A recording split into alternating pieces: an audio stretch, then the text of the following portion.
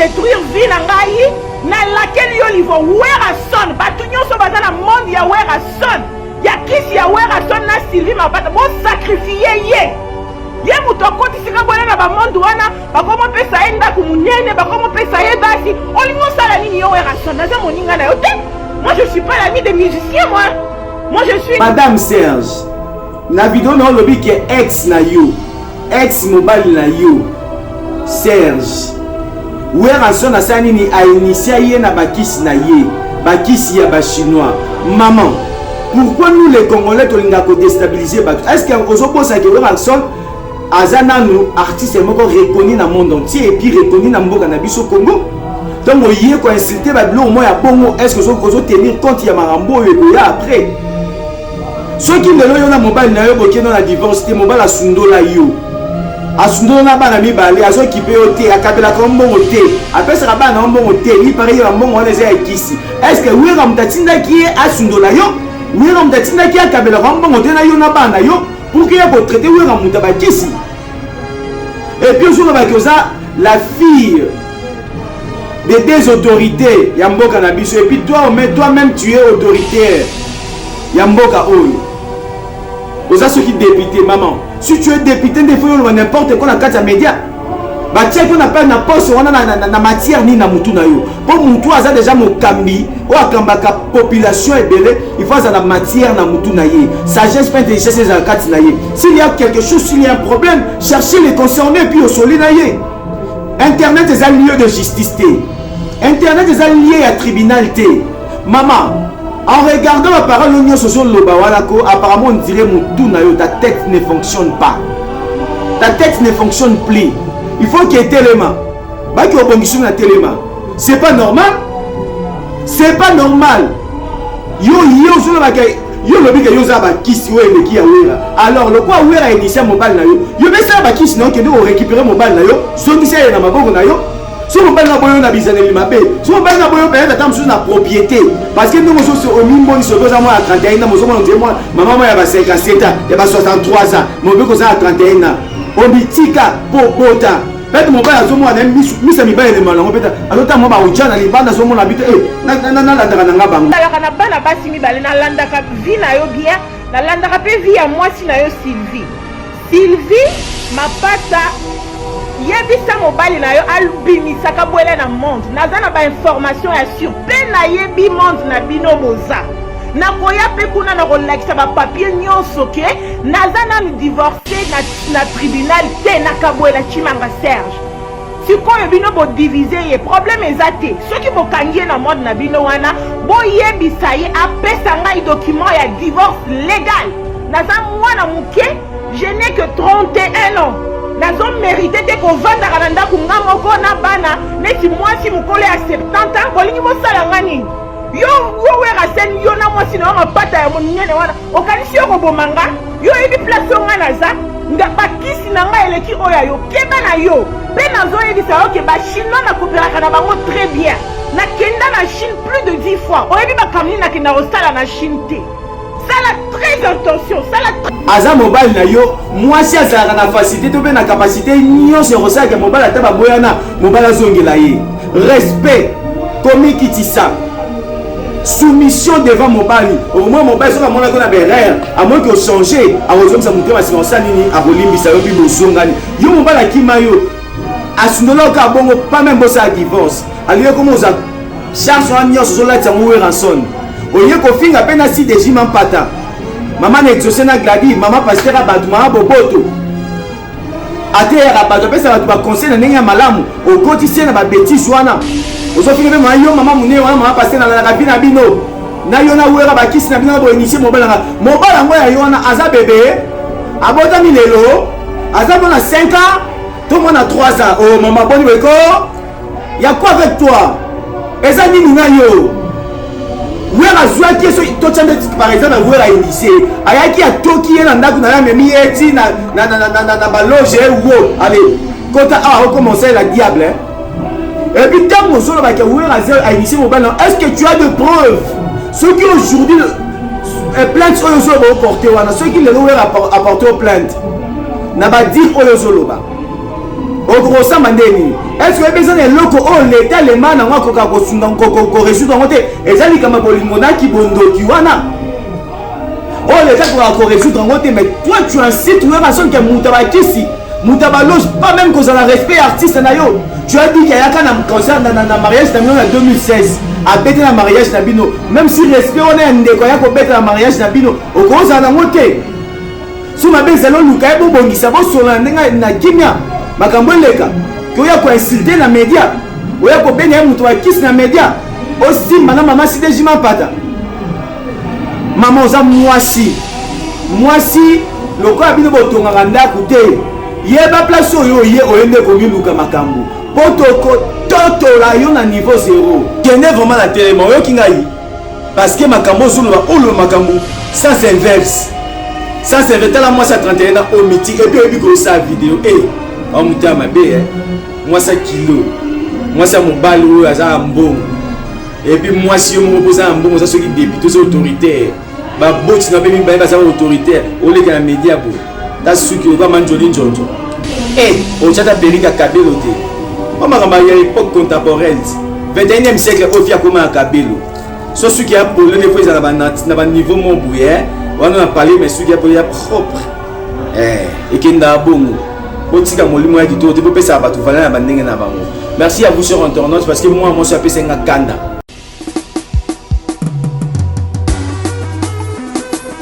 Aïe, encore et toujours l'incomparable, l'homme de Tchatcho, il nous ramène dans la nouvelle saison. Kofi de retour à Brazzaville, vous qui rêvez de la meilleure voix féminine de tous les temps, Cindy le cœur, vous qui rêvez de quartier latin, parmi deux grands concerts à noter, le 2 septembre à la galerie N9 et le 3 septembre au palais du Parlement. Une grande dette. Je dois au Congo, je dois au Kofi Fil de Sefa. Et je compte régler ces comptes le 2 septembre à la galerie NF de Pointe-Noire et payer mes dettes d'une aussi longue absence le 3 septembre à Brazzaville au Palais du Parlement. Je vous attends tous. Considérez ce concert comme un grand règlement.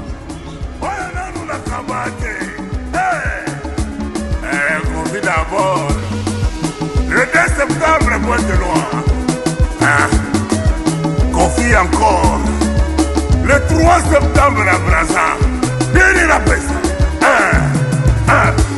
Mera yoga bien. Maman s'est belée.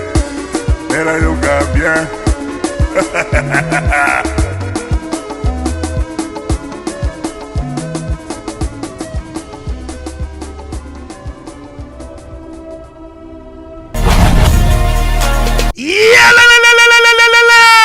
Changement de fréquence, changement d'adresse chez Djonga.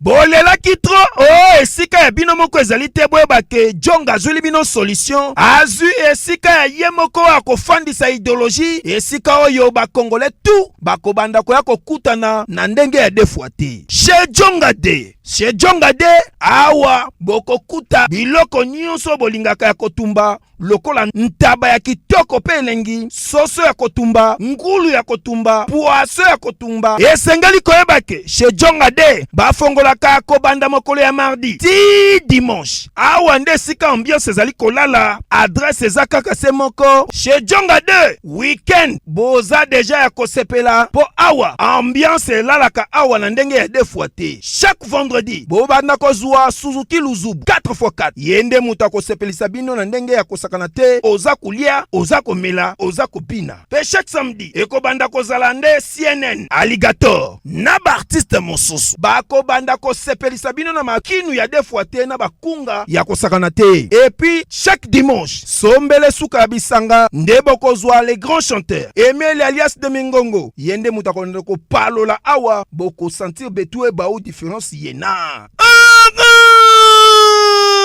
Tele, monnaie, namira. ya nani? Chez Djonga de. Oui, frère, Babi Djonga. Futur, hein? Nous t'avons reçu la 50 boîtes. La Katakine, c'est Djonga. Chez Djonga. Soki olingo sala ba réservation, obengi na ba numéro oyo. Pe ba ko servir yo joli kitoko. Chez Djonga de, yango nde moboko ya ambiance na kati ya Paris. C'est naturel, soit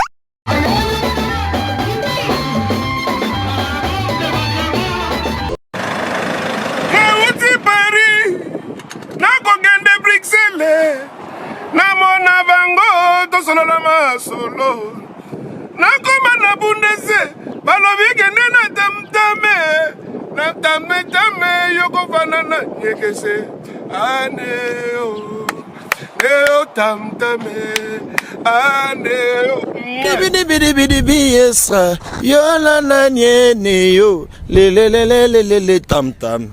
Nous, c'est la compétence.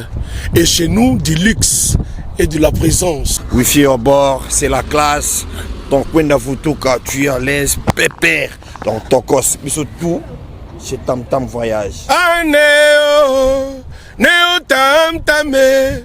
Aneo, kumba bisona nzela lola. Aneo, evandelia cuire. Aneo, wifi à bord, mais la lola. Badrogo abiso batutu kaloji. Tant que tu es Tam Tam Voyage, c'est la classe. Ça c'est comme Wenge Big Family, Neo Tam Tam. Il n'y a pas deux, le seul. Nous avions promis à ces terres Congo, nous bâtirons un pays plus beau qu'avant. Mais jusqu'à présent, on n'a pas bâti le pays. Mes chers amis, entendre ces mots d'abandon et de ras-le-bol, observer dans l'âme congolaise la flamme patriotique qui s'éteint au fil du temps, je me suis demandé, pourquoi un tel abandon? Parce que notre pays vit une pauvreté très avancée. Parce que la jeunesse de mon pays est sans emploi, avec un taux de chômage dépassant les 85%. Parce que les infrastructures scolaires, sanitaires, routières sont dans un état piteux. Parce que la population congolaise subit une pénurie intempestive d'eau et d'électricité, ce qui d'ailleurs constitue un frein à une industrialisation rapide de notre pays. Nous avons un peuple qui est exposé quotidiennement à l'insécurité et à la barbarie des guerres imposées. Les personnes vivantes avec handicap, les enfants de la rue communément appelés chégués, les orphelins sont voués à la mendicité et au rejet de la société. Et pourtant, mes chers amis, le Congo est une nation de grande destinée, un pays potentiellement riche, un Eldorado au cœur de l'Afrique avec une superficie de 2 345 000 km². Plus de 5 000 km de voies ferrées, près de 300 000 km de routes, plus de 16 000 km de voies navigables, près de 90 centrales hydroélectriques, plusieurs pistes d'atterrissage, 5 aéroports internationaux. Mais dans quel état? Le Congo, c'est aussi 80 millions de terres arables en majorité non exploitées. Une population estimée à 100 millions d'habitants, majoritairement jeunes. En dépit de toute cette potentialité, notre nation demeure sur des béquilles. Elle mérite une assistance à la hauteur de ses besoins. Une organisation sociale qui soit la solution humanitaire aux problèmes qui touchent le Congo et son peuple. C'est pourquoi nous vous apportons la fondation Alidor Massamba, qui vise à promouvoir le bien-être de la population congolaise à travers des actions sociales et humanitaires. La fondation Alidor Massamba se résume en 5 piliers. 1. Promouvoir la nouvelle citoyenneté et le changement des mentalités pour faire du Congolais le premier investisseur et protecteur de son pays. 2. Réhabiliter, moderniser des écoles et construire des centres de formation technique en vue de promouvoir l'éducation pour tous, en particulier pour la jeunesse. 3. Réhabiliter, moderniser et équiper les centres hospitaliers pour l'amélioration des conditions sanitaires des Congolais. 4.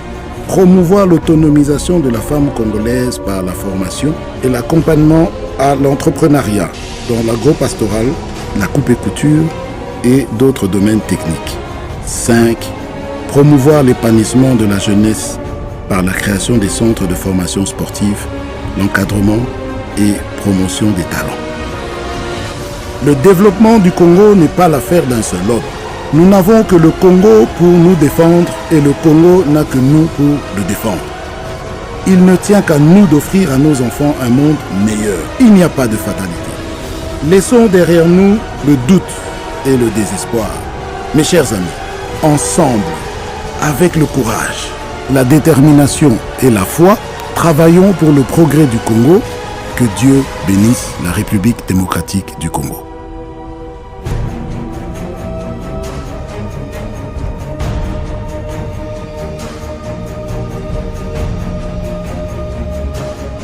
Un grand merci à vous, chers internautes, partout dans le monde entier. Bosu Susu Bagoué Rolanda Yabino, humble serviteur au nom de Tantan Hervé Lessaïo, mais ça toujours, pour ça, à travers cette émission, analyse en partie. L'analyse en partie, pour émission de celle Rabino, analyse selon l'actualité, et comme la Rabiso, Nambo, musical, théâtral, politique, toutes les actualités, tout mes gars, pour développer un cas émission, je vous dis un grand merci. La confiance, pour ce que ça toujours merci à vous. Et puis je vous demande de vous abonner en cascade dans notre chaîne Elenga Congo Télévision pour que vous ayez des informations. Je suis là toujours. Aujourd'hui, on doit parler de l'actualité, affaires musicales, affaires Ranson, Tomoni et Dame Moko, avec les médias, à les vidéos, pour nous insulter Ranson, Nassi Dejima Pata, pour nous kolobaki, Raza Moutabaki, si a initié mobile, Serge, ici, c'est là. Donc, on va découvrir est-ce que ce vrai a initié mobile ou bien ailleurs on dit tinia ya kolobaki a initié mobile na ba média parce que na kati ma lobane par billet pas à Moutabaki et puis bakisi ya ba wera eleki a été et puis à Kenda Chine pendant 10 fois de plus déjà. Et puis ayebi ba chinois bien rançon ça qui c'est ba chinois.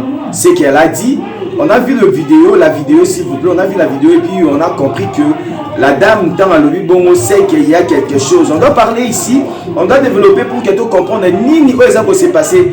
Kadi, il y a la dame dans le rançon parce que na Kati ya Maloma a déclaré que basa no divorce na mobile na été mais mobile a sundola ye babota bana mibale ba mibale wana babota mobile a sundola ye Serge a sundola ye et basa na divorce té et puis ba mongo nyonso Serge azwaka atika au kabela été après ça rappelle ba na été.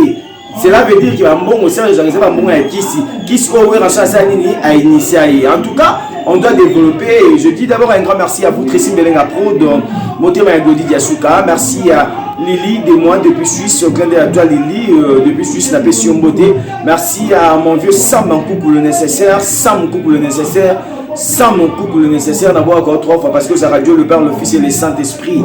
Monté ma maman aimé coucou, moi ça mon coussé à Talo. Merci aussi à vous, maman Pasteur Françoise Bangou depuis Paris.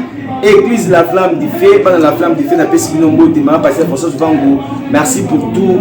Aux autres, la première moi, Nayo, Toto avec les sailles, je suis vraiment. Voilà, vraiment Nathalie vidéo oh nazali nanda kuna actrice nanga moko buka na Mirila la star et puis na Shoria Singa. Tant on fait Nathalie vidéo la dame na bi oh mais moi sur et l'on ni les autres pousser à le babouille. Madame Serge na vidéo na lobby qui est ex na yo ex mobile na yo Serge ouera son asani ni a initié na bakis na ye bakisi ya ba chinois. Maman, pourquoi nous les Congolais tolinga ko déstabiliser bato? Est-ce que ozobosa ke Ranson azana nous artiste moko reconnu dans le monde entier et puis reconnu dans mboka na biso Congo? Donc oye ko insulter ba blo mo ya bongo, est-ce que ozo tenir compte ya marambo e ya après? Ceux qui ne l'ont mobile na yo bokeno na divorce te mobile asundola yo.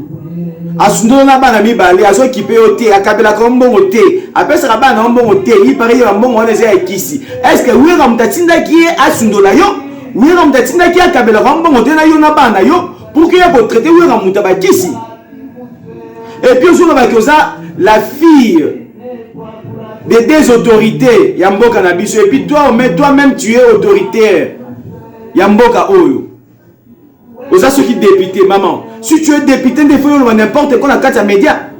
batia ko na pa na poste wana na matière ni na mutu na yo po mutu aza déjà mokambi o akambaka population ebele il faut la matière na mutu na ye sagesse pas intelligence les akati na ye s'il y a quelque chose s'il y a un problème cherchez les concernés puis au soli na ye internet est un lieu de justice internet est un lieu à tribunal maman en regardant la parole l'union social loba wana ko apparemment on dirait mutu na yo ta tête ne fonctionne pas ta tête ne fonctionne plus. Il faut qu'il y ait téléma. C'est pas normal. C'est pas normal. Alors, le quoi a initié mobile na yo. Yo mais ça ba kisi non que nous récupérer mobile na yo. Zongi ça na maboko na yo. So mobile na boyo na bizaneli mabe. So mobile na boyo peut-être attendre sur la propriété. Parce que nous sommes au mimbo ni soboza moi à 31 ans, moi moi maman moi ya 57 ans, ya 63 ans. Mon beko ça à 31 ans.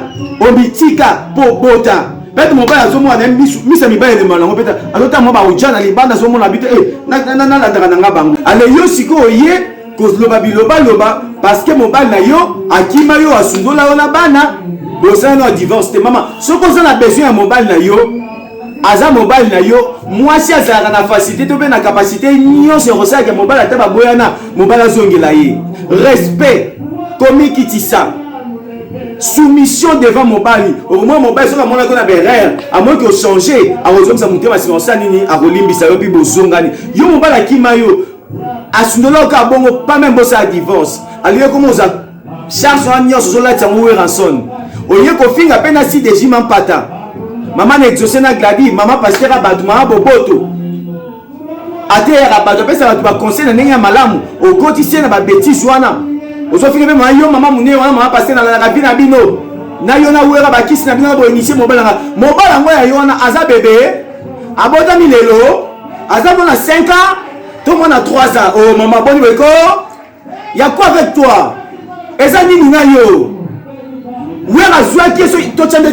par exemple wera initié ayaki atoki na ndako na ya memi eti na baloge wo allez kota a recommencer la diable hein? Et puis tant que solo ba ke wera a initié mobile est-ce que tu as de preuves ceux qui aujourd'hui plainte oyo zo ba porter wana ceux qui le wera apporter plainte na ba dire oyo zo ba au gros ça mandeni est-ce que besoin de loko oh l'état les man ngwa ko ka ko sunga ko résoudre ngote ezali kama bolimona ki bondo ki wana oh l'état ko résoudre ngote mais toi tu incites ou raison que mutabakisi mutabaloge pas même que ça la respect artiste na yo tu as dit qu'il y a quand concert na mariage na bino en 2016 a bête na mariage na bino même si respect on est ndeko ya ko bête na mariage na bino au gros ça na ngote so ma bezalo luka bo bongisa bo sola ndenga na kimia makambo leka ko ya ko insulter na média o ya ko benya mutu wa kiss na média aussi mana mama si dejima pata mama oza mwasi loko abino botonga nganda kute yeba place oyo ye oyende ko miluka makambo potoko totola yo na niveau 0 toko zebelele yo vraiment loko ba maya inkisi ba mampono ba paka juma ba wenza minzemba ba imika toko zebelele yo oki oboni boyeko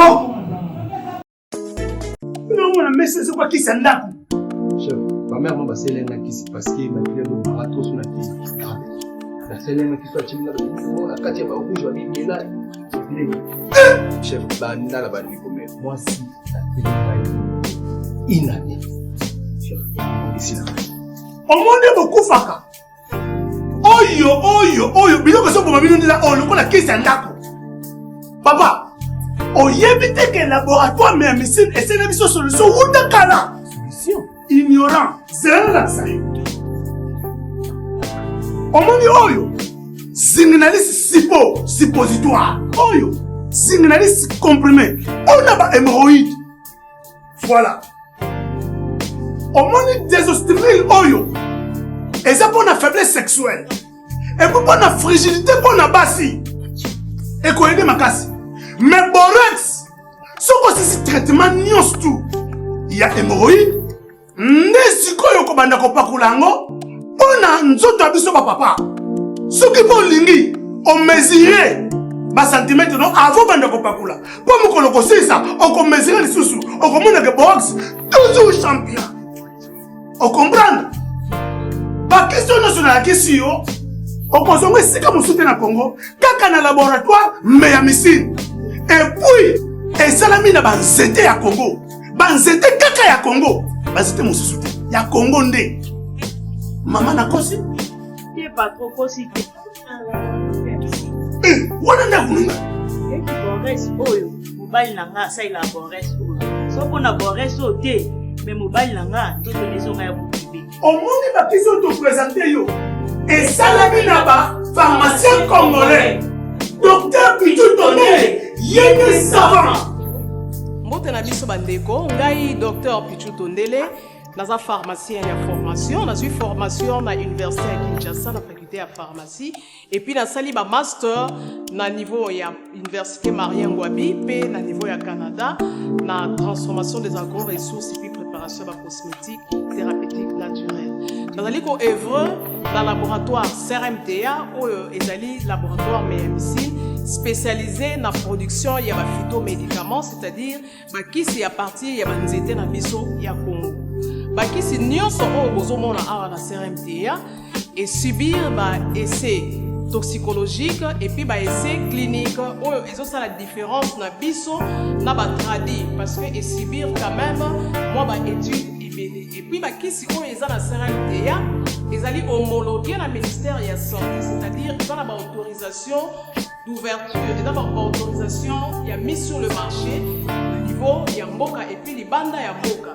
Bakisi oyo tozo produire na CRMTA et puis qu'on n'importe quel médecin partout à travers le monde. Voilà la différence pour les autres là biso na batradi thérapeute ou naturo thérapeute. Et où y a biso?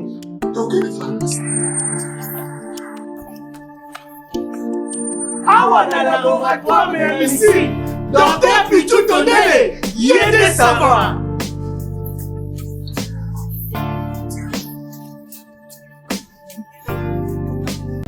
Épicerie exotique toute l'Afrique chez Glody vous offre l'alimentation bio en provenance de Kinshasa, la République démocratique du Congo. Papa zana posa kolia bio, papa zana posa kolia biloko euti mboka, kolia mungusu, nyama ya zamba et autres. Contactez Glody au numéro 15, cours de Rifi, 65 000 Tarbes. Pour la première fois sur Haute-Pyrénées, Banaya Toulouse, Banaya Allemagne, Banaya Belgique, Banaya Suisse, livraison au premier niveau. Makambo ya Kokende Château Rouge, Abou Pia. Contact et réservation au plus 33 07 58 29 62 88. Exotique toute l'Afrique chez Glody, c'est la meilleure, c'est la qualité, c'est la compétence. Exotique toute l'Afrique chez Glody. Ponabo pikiliki bonjoto. Caillou et comme ça papa comme il fatigué. Maman bima mon pépé. Papa qui fait si premier round a commis qu'on ronfle le col angoulou amélie savant. Solution et mon ami et pas y a toute l'Afrique. Chez Glody.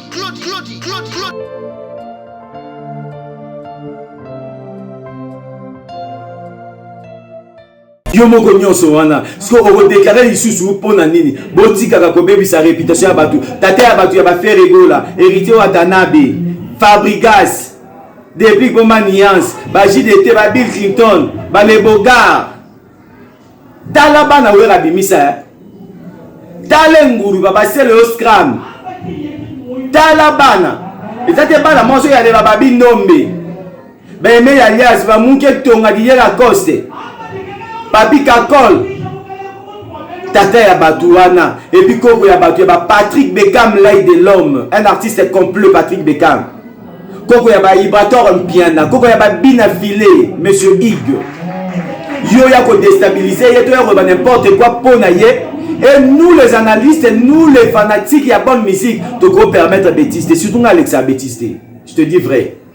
Si réellement Makambo Yozo le baiser à solo maman, tu peux sur réseau, mais tu as tapé à côté, tu as mal fait. Il y a quoi que le bango sur internet. Parce que même si l'État a linga Makamba Bondo quitté, l'État a linga peu au compte Makamba Bolingo té. Et ça, le commis baléon est compliqué à l'État. C'est un cas qui a dit que Makamba Bolingo.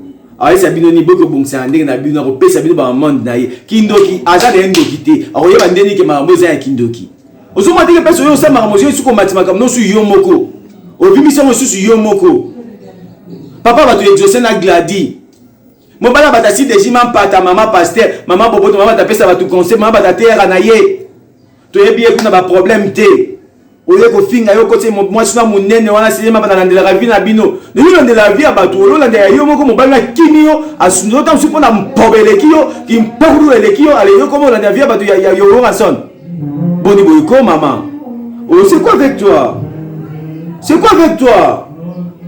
botika bisasa wala po détruire wera ce que ça subasement moi ça assez o baza ko intoxiquer pour le babilo ba pona wera pour bo trahir wera pour bo kitise pour bo déstabiliser pour bo baisser sa personnalité na beaucoup qualité banda ko taquer wera kala mais il reste toujours le roi de la forêt papa stratégique ngama makanda ya Noël ve mo reven tsona sur la bien bo finga wera bandenge nyonso bo traiter bandenge nyonso mais azaka wera son bo kotika binoti Maman keba ya biloba loba soki mutulu ezo sala te YouTube eza église te tango ye koloma makambo na kati ya YouTube yeba peke bato ba kolobela yo oyo nyonso bato kolobela yo yeba ko subir ya mo conséquence na yo nyonso oh non tous ça non ba réaliste s'il vous plaît tous cela non pembe est-ce que mon père n'a pas manqué pour ba initier est-ce que tu as de preuves oh exact que ceux qui les lo oh makambe ngindi oh la sabango tala ba document yango tala ba preuve yango tala olaxi bango monde na bango oh bazalaka oh basala makambo na bango ya bondoki